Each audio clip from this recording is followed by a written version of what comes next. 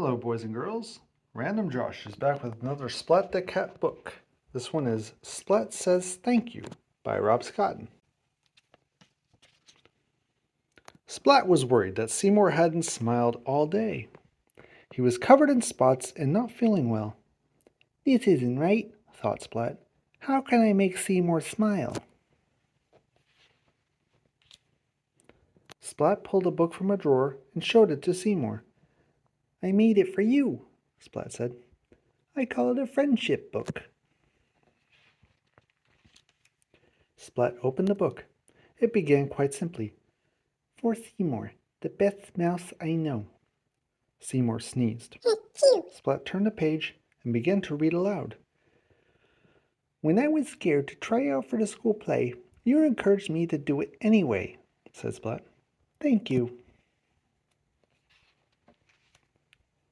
"And when Mrs. Wimpy Dimple gave me the lead role, I couldn't have learned my lines without you."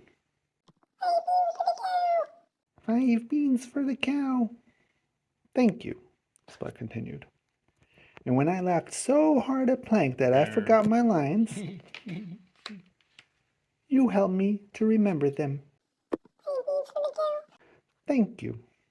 Splat looked at Seymour and thought that he was just about to smile, but he sneezed and said, Splat read on. "When I broke my mom's favorite ornament, you fixed it for me," said Splat. "Except somehow, Mom noticed and I had to have a bath and go to bed early. Thank you anyway."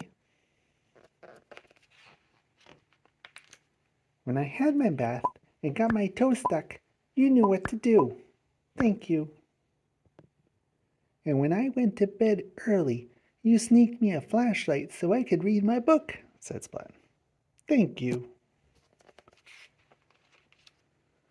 "When I overslept the next morning, you woke me up so that I wasn't late for school," said Splat. "Thank you." "When I borrowed my brother's kite and we played for hours, you made it so much fun. Thank you," said Splat. "Then when I climbed a tree to rescue my brother's kite and got stuck, you rescued me," said Splat. "Thank you." Splat looked at Seymour and thought that he had to smile this time, but he hiccuped instead. Splat read on. "When I pretended I was speeding through space in my rocket ship, about to be the first cat on the moon, and Spike passed me at a faster rocket ship and tried to become the first cat on the moon instead, you told me space cats never give up.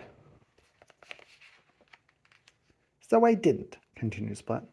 "Thank you." Splat looked at Seymour and thought that Seymour was sure to smile this time, but Seymour scratched a tickly ear instead. So Splat read some more. "When I told you my biggest secret, you didn't tell anyone else. Thank you." "And when Spike gave Kitten a bigger Valentine card than the one I gave her, you knew how to make me feel better. Thank you."